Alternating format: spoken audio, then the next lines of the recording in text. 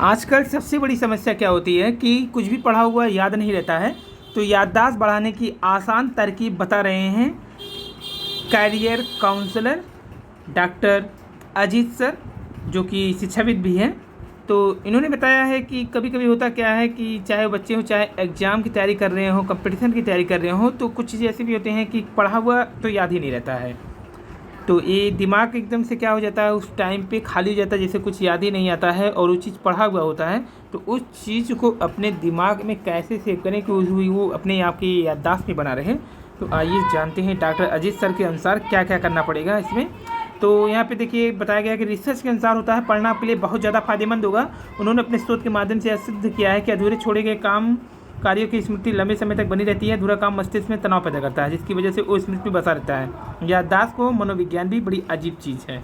पूरा पढ़ो तो भूल जाओ और जो आधा पढ़ो तो याद रहे।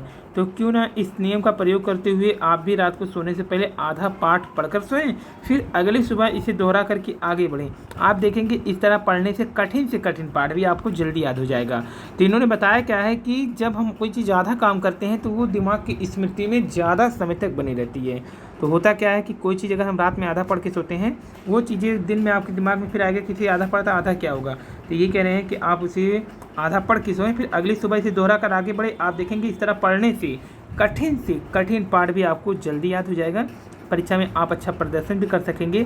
फिर उन्होंने लिखा है, आपको बताऊं, हर व्यक्ति में मस्तिष्क जन्मजात पावरफुल होता है। जिस प्रकार शरीर के अन्य अंगों के कार्य और गुण होते हैं, उसी प्रकार मस्तिष्क के भी कुछ विशेष कार्य गुण होते हैं। परीक्षा का समय जैसे ही नज़दीक आता है, हम तभी मस्तिष्क या ब्रेन के साथ संभाल की बात करने लगते हैं। स्मृति याददाश्त मस्तिष्क का बहुत बड़ा गुण है।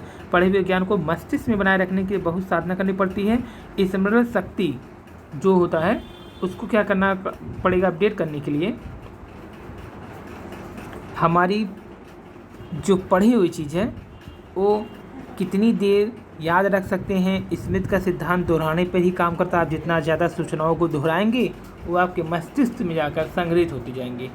वैज्ञानिक एरविंग हॉन्स ने बताया कि हम किसी भी पढ़े हुए विषय को समय के साथ निम्न प्रतिशत में भूलते जाते हैं। अगर 20 मिनट बाद लगभग 47% चीज़ें भूल जाते हैं, 1 घंटे बाद लगभग 53% भूल जाते हैं, 1 दिन के बाद लगभग 66, 7 दिन के बाद लगभग 75, 1 माह के बाद लगभग 89 और निश्चित रूप से 1 वर्ष के बाद लगभग 95%। वैज्ञानिक एविंग हास के इस अध्ययन के आधार पर किसी भी पढ़े हुए याद या समझे गए विषय को निम्न तरीके से दोहराया जा सकता है। एक ही दिन में एक ही टॉपिक को कम से कम 2 बार पढ़ें। 24 घंटे बाद उसे फिर से उस विषय पर सरसरी निगाह दौड़ाएं। 7 दिन बाद उसे फिर से दोहराएं, मगर इस बार सिर्फ मुख्य बिंदुओं पर फोकस रखें। 15 दिन और 30 दिन बाद उस टॉपिक को फिर से एक बार पूरी ध्यान से दोहराएं। ऐसा करने के बाद आप पाएंगे कि जो कुछ आपने पढ़ा हुआ आपकी मेमोरी में बच गया है। इस विधि से आप वर्ष भर पढ़ाई करेंगे तो परीक्षा के समय भूलने की बीमारी से छुट्टी मिल जाएगा। तो ये career counsellor doctor Ajit sir के अनुसार